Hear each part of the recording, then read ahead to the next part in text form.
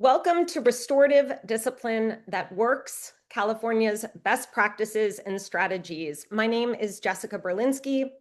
I serve as the Director of Pre-K-12 Education for Ripple Effects, and I'm going to also serve as your moderator today. In the next hour, we're going to hear from a really incredible panel of educators and education leaders that are both doing this work on the ground and also leading restorative work across the state. Our aim today is threefold. First, it's to really understand the trajectory that we put a student on when we, as the adults, choose to discipline what might admittedly be bad choices and bad behaviors, but we choose punitive and exclusionary measures. Second, the value to all. And when I say all, I mean the student, the adult, the culture, your ADA, in shifting our mindsets and our practices when it comes to discipline. And then lastly, best practices, even when resources, funding, and people are limited. Before we jump in, a couple of housekeeping items. This is recorded. We are going to send out the recording to everyone who has registered. So hopefully you will receive that tomorrow, if not Friday. And if you have questions, we want to hear them. Please throw your questions in the chat. We're going to leave about 10 minutes at the end of the hour for questions, and we're going to get to as many of them as possible. And with that, let's go ahead and meet our panel. So I'm going to put all of us up big here. Dr. Corral, Sharon, Christina, if you can, how about sharing your current role, the population with whom you work, and then what led you to the work? And I'm sure for all of you, you have such a rich background that this alone could take 10 minutes each. So maybe in roughly a minute. And Dr. Corral, we'll start with you. All right, thank you. Good afternoon, everybody. Buenas tardes. Really glad to be here and share the space with you all today.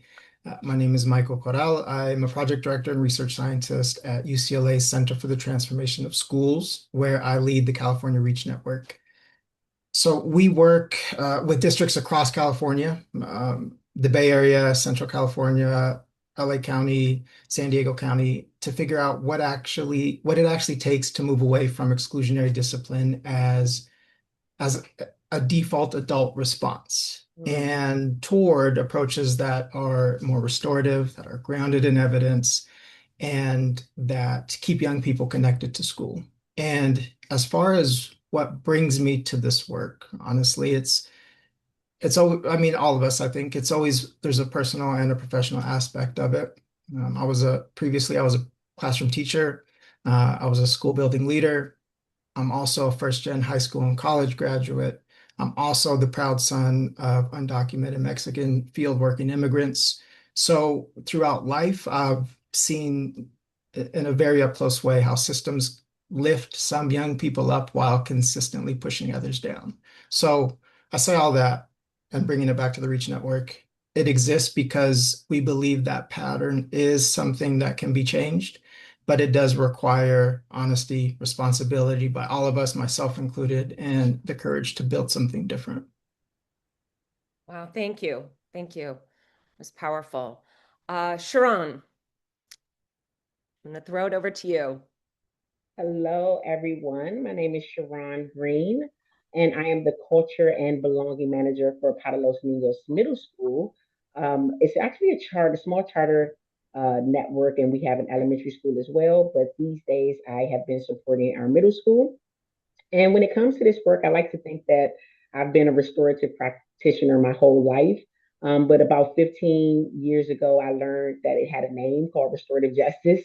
My approach to students, to even in my personal life, is strongly rooted in relationships, and restorative justice being about building, affirming, repairing when harm occurs, relationships.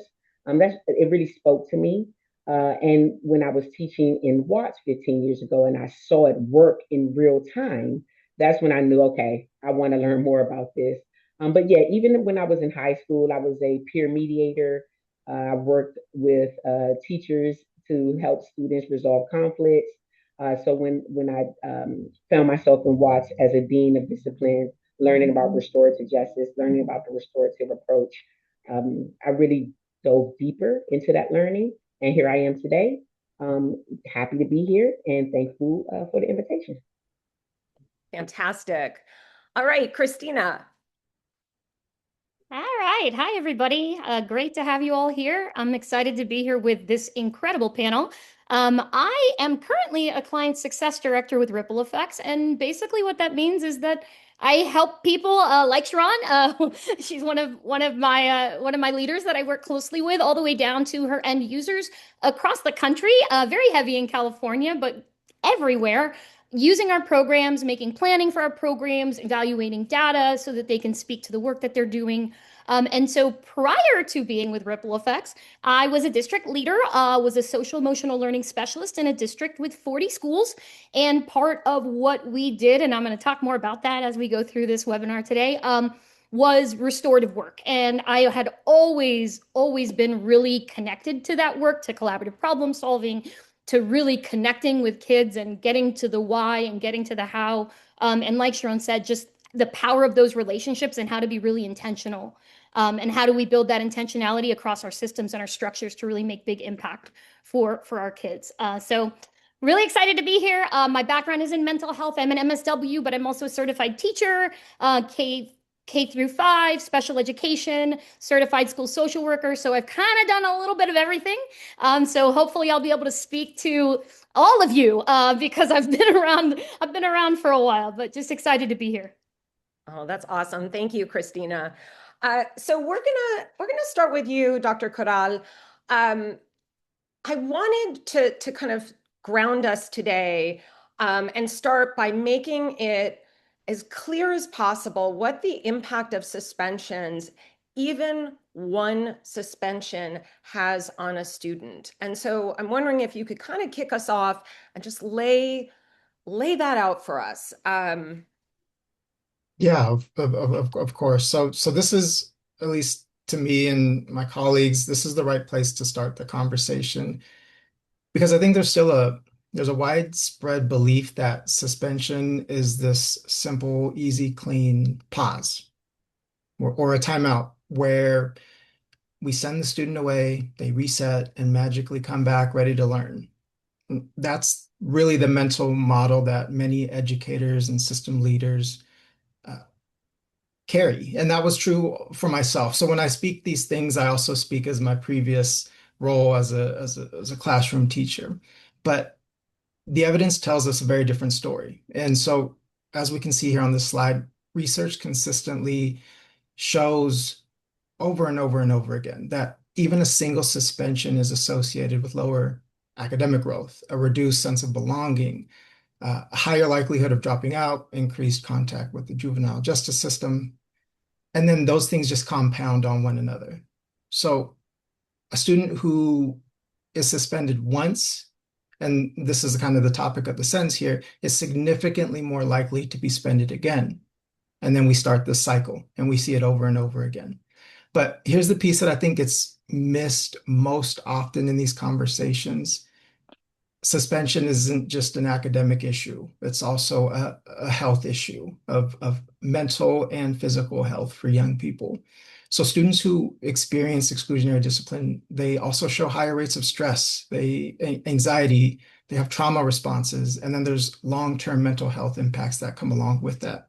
So when we are removing a young person from the one place that should be their anchor, and for many of them, it is their place of solace, their place of safety, their community schools, the cost shows up in their bodies and not just their transcripts. And then there's an identity dimension to that as well.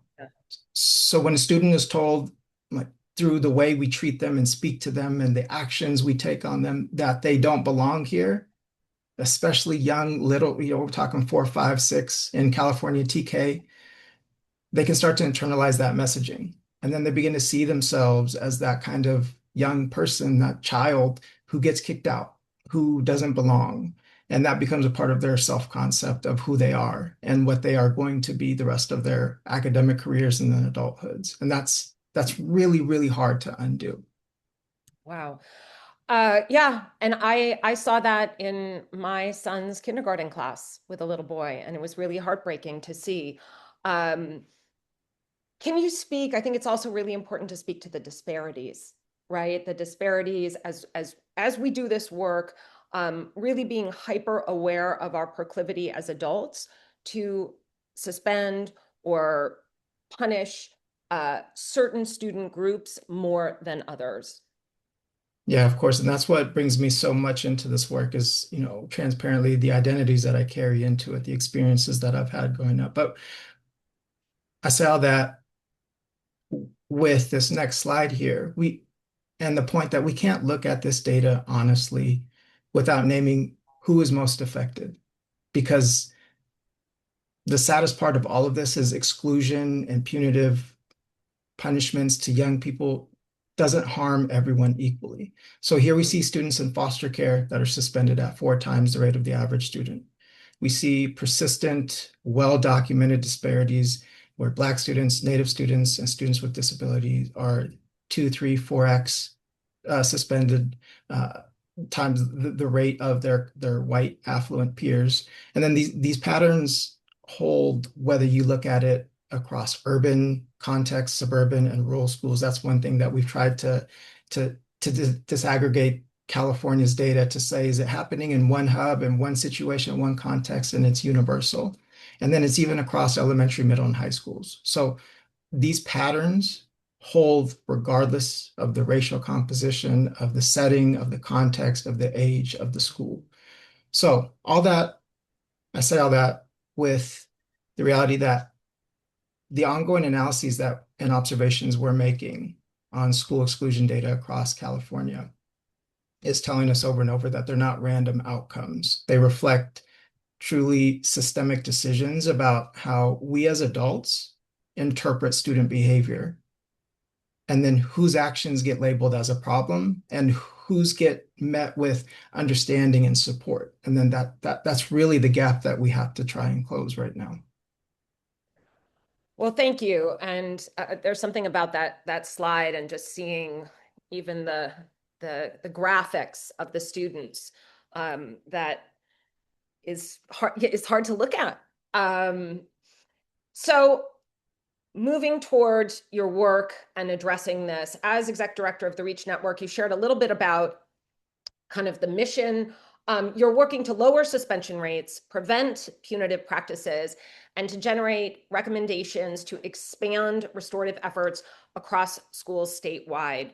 Go a little deeper for us. Tell us, how Reach came about, and then what does that work look like currently?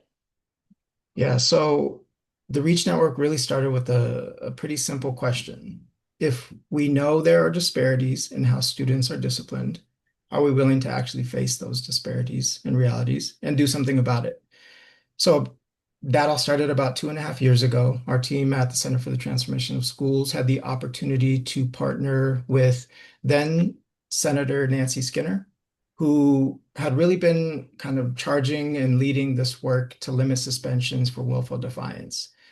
And then there was interest not just in changing policy, but in understanding what happens next. What do schools actually need to shift practices? So instead of launching something overly technical or compliance driven, which especially in the higher ed space, we often do, we over quantify, we over nuance, we speak the real young people and communities out of the conversation. Instead of that, we reached out to districts and charter networks with a very direct ask. Were they willing to look at their own data and understand the disparities and then take action upon it to eliminate those disparities? And with that, 28 districts and some smaller charter organizations said yes. And then that group became the Reach Network. And then I'll add, basically what we do is essentially the most important thing is we convene as a community of practice. And Sharon right here is one part of that network and one of the superstars that makes this work so meaningful, and we can see it on the ground. And so as somebody that doesn't get to be in the school building brings that context and expertise needed to help understand this better.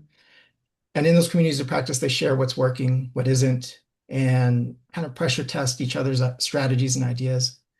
We also provide research and evaluation support. So we help them use their own data to understand what's actually happening, not just suspensions, but like attendance, referral patterns for school systems that try to collect that.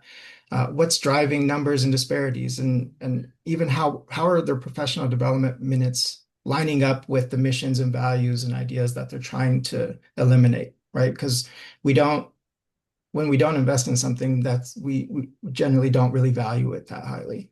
And then third, we're building the evidence base. That's kind of, for me, in my position, in my role, that's the biggest thing.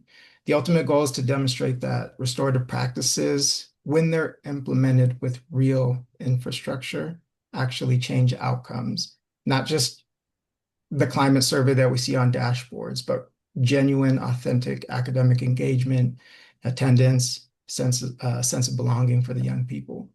And then I want to be clear, I'll end here, about what we mean by infrastructure, because I think this is where a lot of well-intentioned efforts fall apart.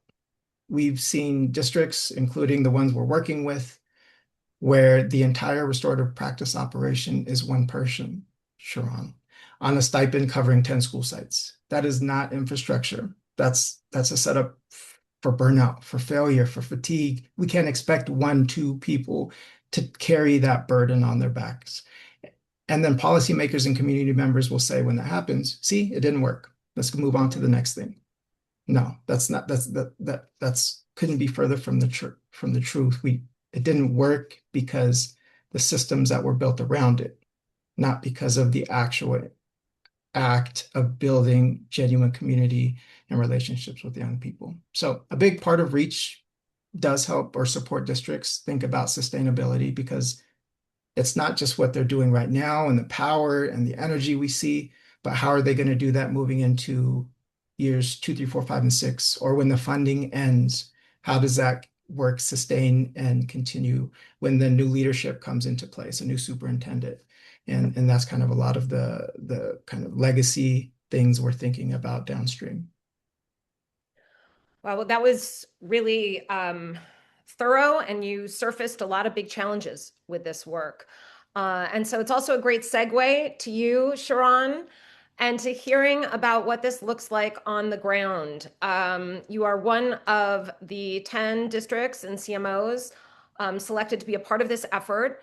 So tell us how the work started for you. Just walk us through kind of your steps to bring restorative work to Para los Niños. Absolutely.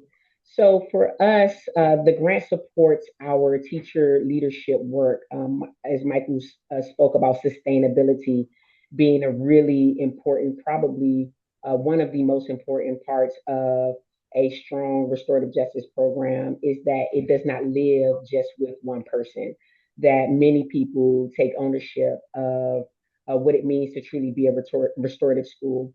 And so with our teacher leadership program, teachers, staff, they apply to be a culture lead.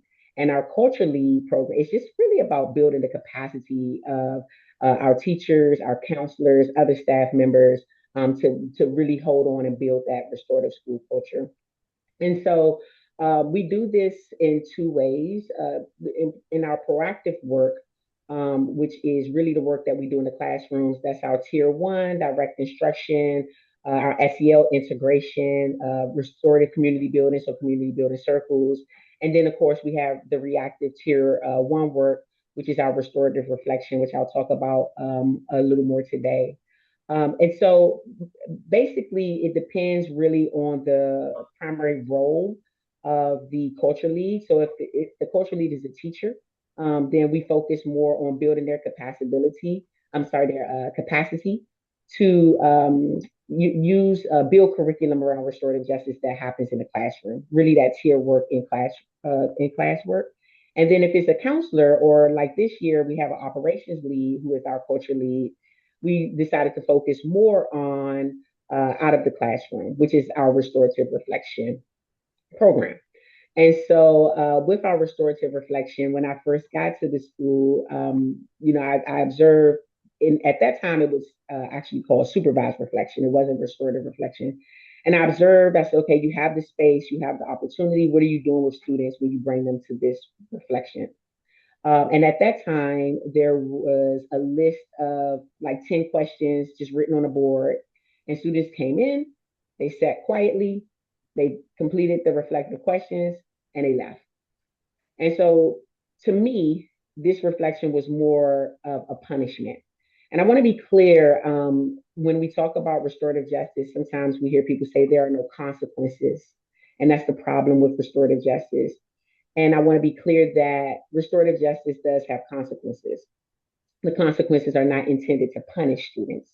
And I think that's the difference, that somehow we equated consequences to mean punishment, where for us, consequences with restorative justice, that means that your consequences are logical, they hold students accountable, and they create space for students to really reflect on their behavior, the impact of their behavior, and really what can they do to actually change their behavior? How can they grow? How can they learn?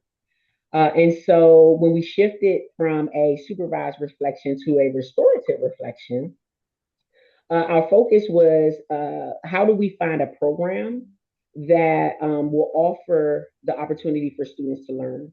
So, of course, you tie in the community building aspect of that component of being able to sit and speak with students, whether you do it in a restorative community building circle, or whether you just have the opportunity to be vulnerable with students while they share their experiences and being able to connect to them. We also wanted that learning piece, that learning component, and which really is how we all connected. Well, Michael and I, we connected through the grant, but how I connected with you, Jessica, and you, Christina. And so now, since we had the space, we had the time, we had the opportunity, we did not have the curriculum, we started shopping around, and here we are today.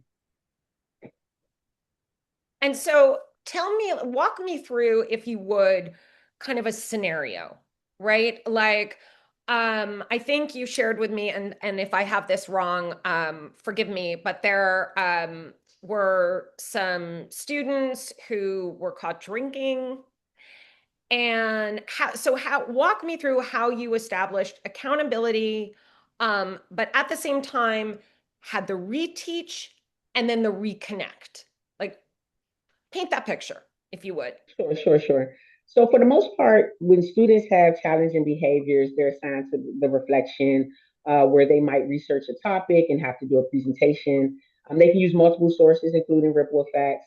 But these are for usually our level 2 behaviors, which is basically when the student is not responding to the teacher redirection and intervention.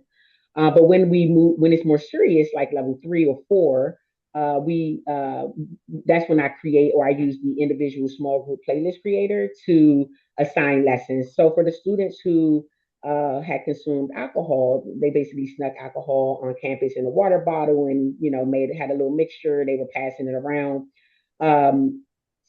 Some of the students who drank had shown signs that they were intoxicated, and then some, through our relationships and questioning and talking with them, just admitted, like, yes, I did take part of it. And so because this was a level 3, level 4 behavior, I stepped in. So we have our operations lead, our culture lead, who usually does the restorative reflection with the group of students that have those level 2 behaviors. But for this particular one, I wanted to really sit down and meet because of the serious nature of it. So I assigned the playlist, and I did use the playlist to do the direct instruction form of ripple effect. So with ripple effect, students can log on and they can just, they can do the activity, and then you can talk to them afterwards.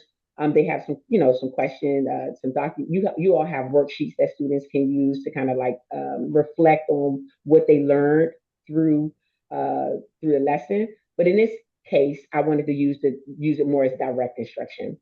So we watched the videos together. We answered the think about it questions together. And through watching the videos, through answering the questions together, we were able to dive deeper into the topic They were able to ask me questions. I was able to share some personal experiences, and it really created that space for us to connect, learn too, and also reflect on how their decisions impact themselves, their futures, their family, other people, other people who have who care about them, who love them. So yeah, so really, this was just one example, but Yeah. really, when we have the behaviors that go beyond just the class disruption, and you really want to sit down and get to the root of it, being able to have that space to dive deep into the topic with the learning, I think that's the key is that learning piece that goes with it. And thank you. That really, I really kind of saw that whole thing happening. And one of the things I love about that is the connection, right? Is the connection. Like we are really, that at the end of the day is the foundational piece of all of this work. If you would just tell us, there's a lot of different tools and curriculums out there. Can you share with us what led you to choose ripple effects in this work? Was there anything specific? Yes, well, there were a few specific things. So some of the other SEL platforms uh, would have maybe one lesson for the week, or they didn't have the intervention piece where we could work with one student around a specific topic, or a small group instruction where you can take a group of students and say, look, let's work on social skills in this way. So we really wanted something that had all of those components, had the tier one, tier two, tier three.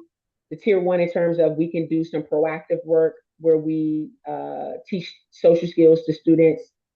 The tier two where we can do small groups for our students who are not really responding to the tier one, having the challenging behaviors. We can teach social skills. And then tier three, when these specific situations happen, or you need that intensive individualized support, all three tiers were covered. Another thing that really sold me was the scope and sequence options. So if you were using a different SEL approach, uh, you all covered the bases when it came to scope and sequence. So you also have ruler that it's aligned to second step, it's aligned to. So there were just a democracy now, I believe it was aligned to. So there were just a few scope and sequences that ripple effects aligned well with, that could also be used as a supplement to go along with whatever direct instruction curriculum that a school was using. So those two things, being able to speak to students at all three tiers with one program, and then also, having that scope and sequence alignment, really sold us on, like, okay, we'll talk about the data viewer a little bit later, but even the way data is used in terms of being able to see what students are interested in, being able to see the usage data in that way. That also, I think that for me was another selling point, because at the end of the day, I want to know what students are interested in learning about too, so that we're able to, because they're having questions, Yeah. and they want the information. And so how do we create spaces to explore those topics with them? Mm. Well, thank you. And now I want to move over to you, Christina. And part of the reason why I was excited to have both you, Sharon, and you, Christina, was that, Christina, you did this work across 40 schools, right? And with that, there's various levels of, understanding about this work. You spoke about the infrastructure, Michael. So the health of the infrastructure of these different sites. Um, a different challenge, right? A different challenge. So, tell me what this work looked like for you when, you were hired to go in there and, again, kind of do something similar, but across 40 school sites. So I was lucky. When you say 40 with that face, it doesn't sound lucky, but I promise you I was lucky. It sounds like a lot to me. Because I was a social emotional learning specialist. And so the initial intention was tier 1. And we all know that the restorative work starts in tier 1. Yeah. So we had already done community building circles. We'd already done affective statements. We were already laying the foundation for restorative work in our tier 1. And then we recognized there were these gaps. We had really strong tier 1. We had great stuff happening in tier 3, but in that tier 2 and that tier 1 plus space, we didn't know what to do with these kids. We didn't know what to do with these frequent flyers. And so what we saw were what Michael was talking about, were that knee-jerk reaction, right? Exclusion, suspension, and knowing that it doesn't work, but doing it anyway. I think that's what you really start to see is these structures that we all know that it's not doing what it needs to do, but what else can we do? And so there was the lack of understanding of how to do something that's going to actually create behavior change. And so what we had were these behavior intervention classrooms. That's what they were called, reflection rooms, right? Restorative rooms. We call them whatever you want, but it was a space where kids went. And the goal was that they would go there and reflect on their behavior and come back and have a change. And so they had these packets, right? And they would come in and they were supposed to answer these questions, which the kids quickly figure out what you want to hear, right? They quickly figure out what you want them to say so that they can get back in the space. But then we were seeing repeat behaviors. We also were seeing that these spaces were uncomfortable spaces. They were stools instead of chairs. They were, right, they were silent. There was a person who basically directed you to sit down. And then what we noticed was obviously this wasn't working, and because we weren't giving them a new play for the playbook to go back into the space. So we were doing a great job of tier 1, which tier 1 is the motivation, right? If I feel like I'm a part of this community, then I'm more motivated to try something new so that I can get along with everybody, so that I can be in this space. And so what we wanted to really do was create the space to emphasize the trying, create understanding with the adults of success comes later, trying comes first. And in order for them to try something new, we have to give them something new to try. And so we knew that the tier 1 work, the tier 2, all the tiers have to work simultaneously. This restorative work has to happen in a lot of spaces at the same time, which is where it gets a little overwhelming, right?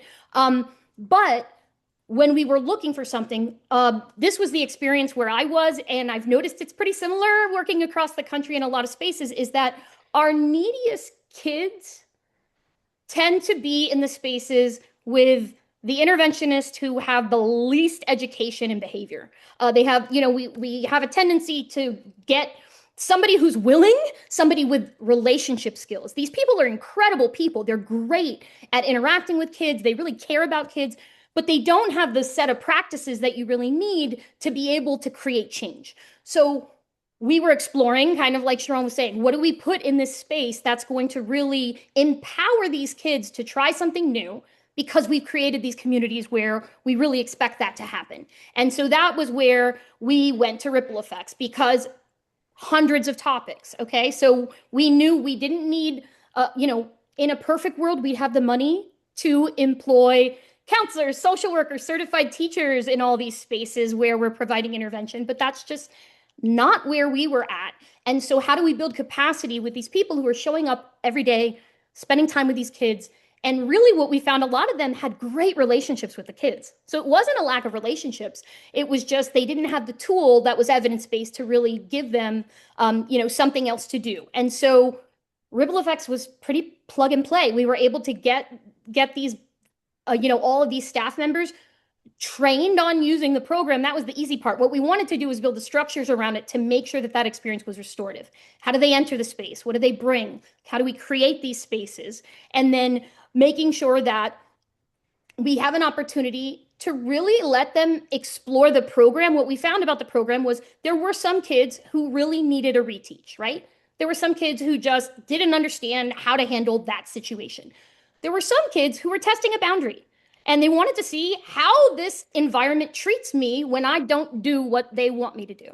And so there's trust in that. When I go into an environment, I notice everybody's being treated the same way. Everybody's getting access to the same resources. Everybody's transitioning in and out of that space in the same way. That teaches kids something. That teaches them about this place, right? And then the other thing we saw was that a lot of times what kids were getting in trouble for wasn't at all what they actually needed help with. And so that was where the Ripple Effects program helped, because one of the practices was open exploration. And so we would direct them to something really aligned with a behavior they might be exhibiting, but then we gave them time to explore the program. And like Sharon said, you might find that they were looking up topics like making friends. They were looking up topics like, identifying and managing emotions. And so you got this opportunity to say, here's a resource. In this environment, we are providing you access to tools to help make things easier for you. And that was really what made sense for us. And we saw that kids were really engaging with the program a lot quicker than we thought. And what we found was a lot of the adults were worried about how the kids were going to interact. They're like, we're going to put them on the computer. And I said, just take one kid, put them on and just see how it goes. And what we found was kids were asking for more time. They realized that it was a resource that they could really use to help build capacity in some of the skill deficits that the kids were identifying. I want to push back on this for a second. This is about relationships, right? And so, I mean, that sounds, that sounds like a wonderful reteach, but how do we empower and build the capacity of that child with a program to reach out, to connect, to ask for help? I mean, tell me about that. So I think, the other thing I want to point out is that I described a really huge structure, 40 schools, right? And we all have this structure.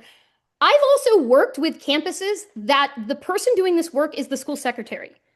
It's the school secretary who's always in the office, who has relationships with the kids, who has relationships with the family, and does this process and has a computer next to them. And they're doing that work on the scale that they have access to on that campus, right? They're building the structures around them. They're empowering the adults. But when it comes to that intervention, it's not always this beautiful room with all the resources in the world. Sometimes it's just that the person who's available and willing to do the work and is, can get into that space with them. But you really, really want to focus on giving them opportunities to process out, right? So after students had access to the program did a couple things. When they access specific topics, it would help them recognize, is this something I should talk to an adult about? Help them identify sources of support they may have on campus, national hotlines, text lines built into it. But also part of our checkout was, is there anything else you want to talk about? And they had a place where they could check a box if they wanted to speak to a counselor. So we created an opportunity to say, in this space, if you're having a hard time, we don't shame you. We create other opportunities for you to get your needs met. And so the program did some of that work, but that warm, caring adult who did that checkout process really created an opportunity for them to practice the advocacy skills that the program was encouraging them to use. I love that. And that's a great segue. Dr. Corral, in working with districts across California and the West Coast for 10 years at Ripple Effects, for over 20 prior to that, I have seen again and again completely separate departments for discipline and restorative work here, and then the behavioral support work with the counselors and the social workers here. Very bifurcated. If you would share with us the value of integrating and aligning behavioral health support and restorative discipline work, and what that might look like. Yeah, great question. So this is the question that really gets at the core of all of this. So in most schools, and for those that are in school systems, I'm preaching to the choir, but discipline lives in one department or on one team, and behavioral health lives in another. You've got dean of character or dean of behavior, and APs handling referrals, suspensions, teacher complaints, student, out of line or whatever the case may be. And then you have counselors and social workers providing the mental health support, over there on the other side of the building. So too often those systems, those teams, those colleagues barely talk to each other, aside from have a systemized way to put notes, tag them to a student, move on with the day. And granted, there are a lot of moving parts. So that's not to say that people are lazy or don't care. It's just the systems don't interact and don't layer on to each other the way they should. So sometimes, it's not a lack of desire or care so much as the system's not built for that.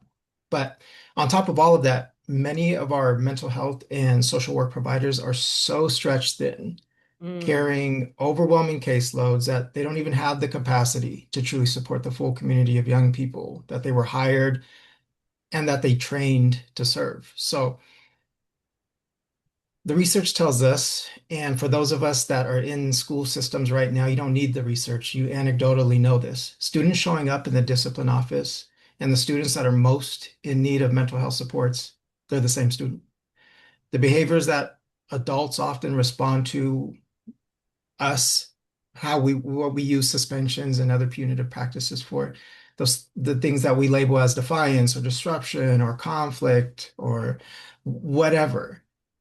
Those are frequently expressions of something deeper for that young person, whether it's trauma, anxiety, all of the instability that can happen in a community, in a home life, all of their unmet needs, right? It's not just that thing.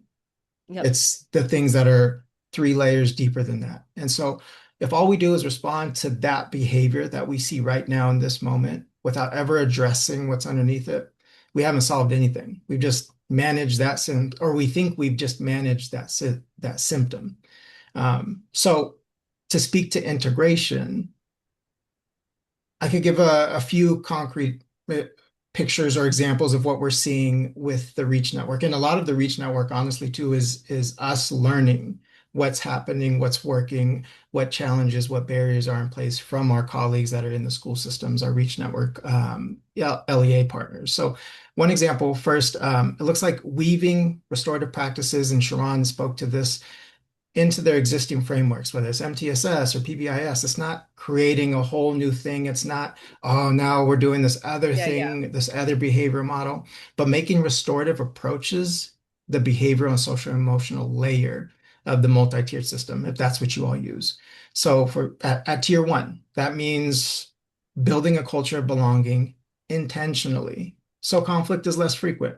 It's amazing how that can happen, right? It's not this really complex, theoretical, academic, ivory tower concept. It's when people care about each other, when they feel heard, when they feel seen, less negative behaviors come about.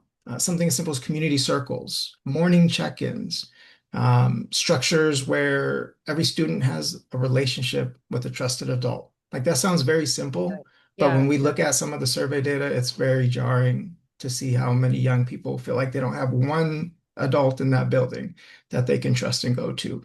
So if every adult is working to build genuine relationships with students, we'll generally see a better trend. And even if we're not giving professional development on restorative practices, it's so much just build a relationship with them. Second, it looks like peer support. Programs where students are trained to support each other. We're adults at the end of the day. We're not living the same lives as the young people we're trying to serve. And we have to realize and acknowledge that. But if we can help train and help these young people learn how to help their peers, their friends, their cousins, their kids that they've grown up with their entire lives, that is the powerful anecdote. That's the powerful piece that we often just kind of dismiss as they can't do it. They aren't the solution. When young people feel they belong to a community that values them back, that itself is a protective factor against so many of the behavioral challenges and mental health challenges that not only lead to suspension, but lead to negative mental health outcomes for young people. And then third, I'll say this last one, and this one's often overlooked, investing in adult wellness and training as well. Teachers are stressed, administrators are burned out, they're burning out. Superintendents are stepping away from the space. If we're asking adults to respond restoratively to student behavior, we have to make sure those adults have the skill sets and support them to do it, right? We don't expect young people to just have this ability. So we shouldn't expect adults either to have this ability. And we shouldn't expect them to not be having their own layers of trauma, their own tensions, their own fears that we need to help them navigate. So the bottom line is discipline and behavioral health, they're not 2 separate systems. They're really 2 sides of the same coin. And when schools treat them that way, which we see those case studies where, wow, look at how this is working, how it's all layered and integrated. We see how powerful and effective it is. And really all it is a school being able to center as a themselves as a place of care and not just compliance. Yeah, that's so well put. Thank you for that. And I love that it's just it's almost stripping it down to these basics of support and connection. Sharon, what have you seen thus far? You are in year 2 of the work, is that right? What are maybe some outcomes, either qualitatively or quantitatively, that you can share? And then I wanted to ask, what are you most proud of in this work? Sure, I can share. I think what I'm most proud of right now is the same thing answers both questions, and I would say the restorative reflection um, that we relaunched this year. We The first big hurdle when I started to support the middle school. So like I said, we have an elementary and a middle school, Yep. and the middle school needed more support, and so they asked me to be here in a full-time capacity. So I do about 98% of my work here at the middle school, and then 2% I check in with the elementary school. And when I first got here, I noticed that the bell would ring and students would still be walking around. And so I'm like, wait, what's going on? Like, don't we all have class? I wanted to really tackle the tardies that were happening in between classes. So not necessarily the tardies to school, because the community we work with, there are some other struggles, some trauma there that creates some tardies to school, but really wanted to focus on like, hey, you're here now. How do we make sure that we're getting to class on time? And so we created a tardy policy that if you were tardy in between class, you would report to reflection so that we could help you. Like, why are you tardy? What do you need? What's what is preventing you from being on time for your class? The first day we launched it, we had 110 students tardy.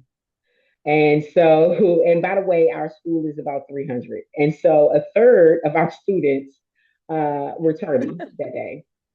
And so obviously the very first day we couldn't take them all into a classroom and have that conversation. So, I had them all at the lunch table and I'm talking to them and I'm explaining to them the importance of being on time and that we will be having reflections if you continue to be tardy.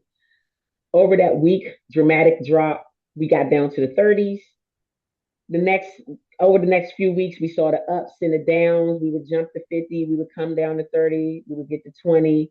But by the end of it all, now we're averaging about anywhere between 3 to 8 students tardy. We have had maybe 2 or 3 weeks of zero tardies sporadically throughout if you add it all together. And so I'm very proud of that. That's the biggest thing I think. When we talk about what effective restorative reflection or restorative justice looks like in terms of supporting students with behavior, holding students accountable. We did not have to suspend a single student to improve our attendance rates.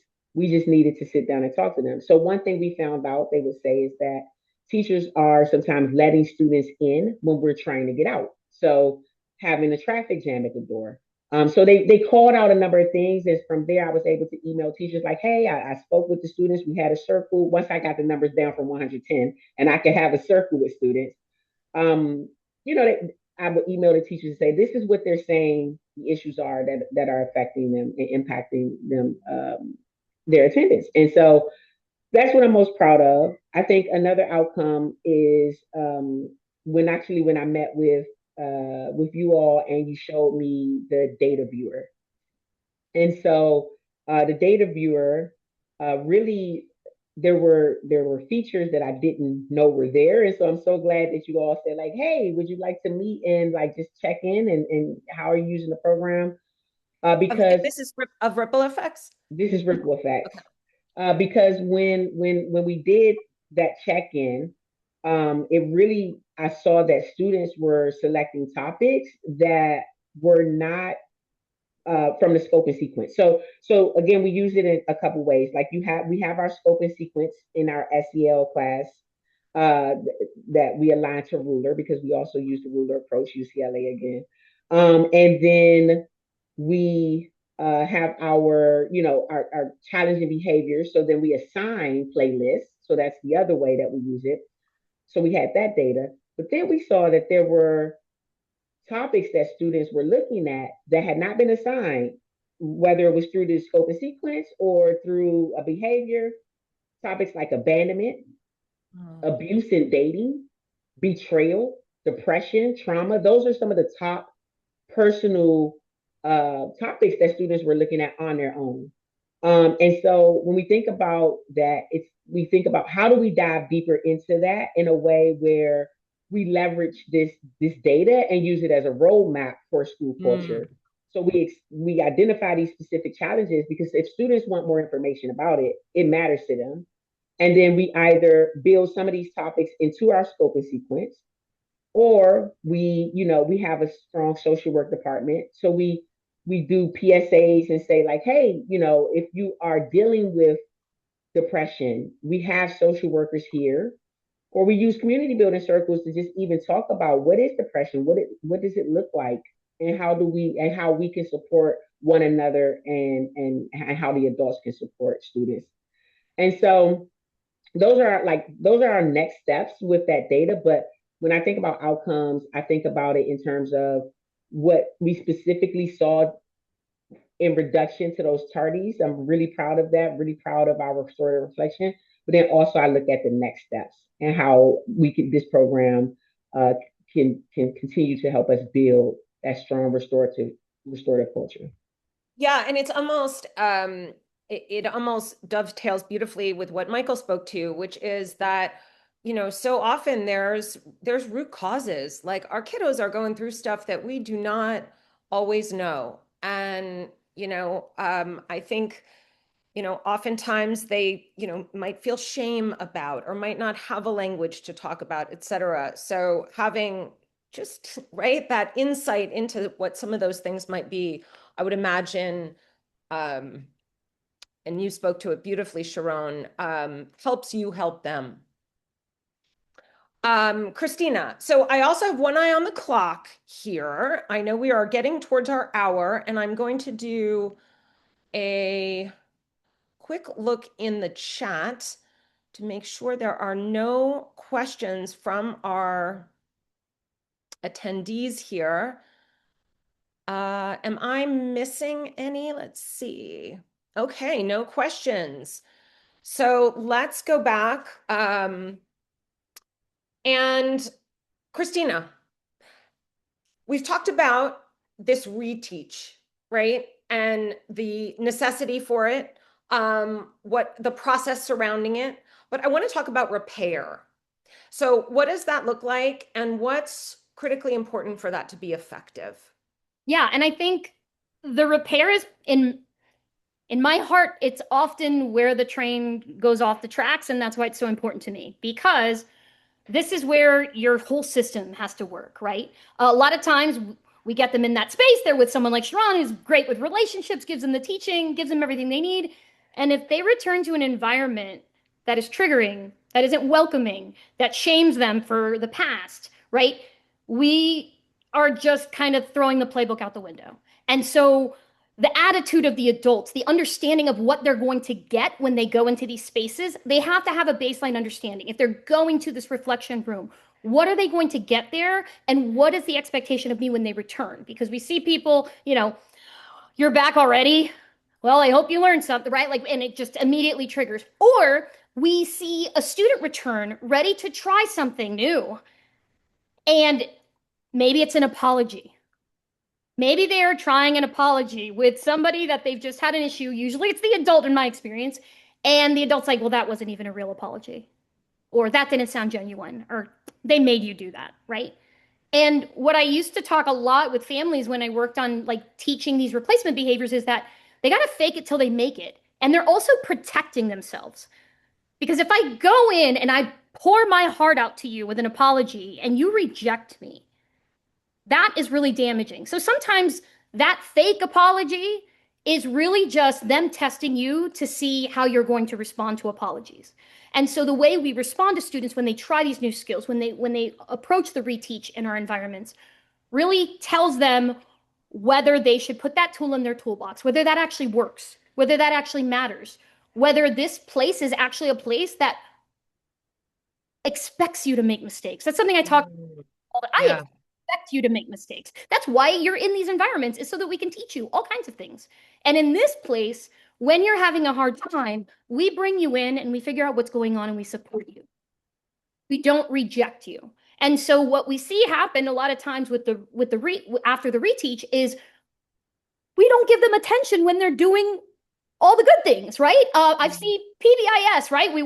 They're throwing tickets at kids and they're yelling at Johnny who's out of his seats. Like, the ticket is the reminder to make a connection, to make eye contact, to, use that affective statement to tell them the impact of their behavior. But we have a tendency to give attention to the things we don't want. And the research says what you give attention to, you get more of. And so we have to be really intentional with noticing the change, right? Empowering kids, making sure that they know that we care about them even on the bad days and that we're supportive of them. And when you suspend kids, you isolate them. You tell them that they don't belong here. But what most of these kids really need is to be brought in and to be reminded that they're a part of this community, and that in this community we care about all kids, and that we all have bad days sometimes, and we are all working on things. And so it really, really is important to create opportunities to learn more about the kids. And so one of the practices that we started just with our discipline officers was we just gave them the script for restorative questioning and just said, try this in a conversation with a kid. And it's scripted, so it protects us from having bias, because when we have a script that we stick to, right, we're more likely to avoid some of the things that automatically happen, especially when you're doing this work for a long time. But one of the key things is we just ask the kid what happened. And that is groundbreaking for some people, because we make a lot of assumptions about the skills that kids have, about their understanding of situations. And just giving someone space to tell you about their experience is a huge relationship builder, and it can change the trajectory of kids on our campuses and in our organizations as well. Yeah, and what I want to provide a link to that. I'm going to provide a link to those questions when we follow up with the recording, because I think, those are very basic, right? But just the dissemination of that alone, I think, can begin to make those shifts. So what I'm going to do now, we are almost at the hour, and I want to throw this up here. We would love to hear takeaways, feedback. Certainly, if you are interested in the Reach Network or Ripple Effects, reach out to me. I will pass that along to the Michael at the Reach Network, our other panelists. You've got my email there. And while we and thank you, let me really formally thank our panelists for your time today, your willingness to share your insights and your work. And I think most importantly, for your work with students. And for everyone who joined us. But by virtue of coming today and being a part of this session, I think it really speaks to wanting to do this work better, which is really what this is about, right? So with that, I am going to, instead of closing this out, this is a little, I know my behind the scenes team is going to kill me for this one, but Michael, I'm wondering if you could just kind of close this by sharing a little bit of the vision ahead and kind of what's next for the Reach Network. And we'll do kind of an official close, but that was the question that I didn't get to. And I would love for you, if you're open to maybe going a minute or two over, just sharing a little bit about what's most important. Yeah, I thought I was gonna get out of talking again, but it's all good. It's all good. I'll try and be quick.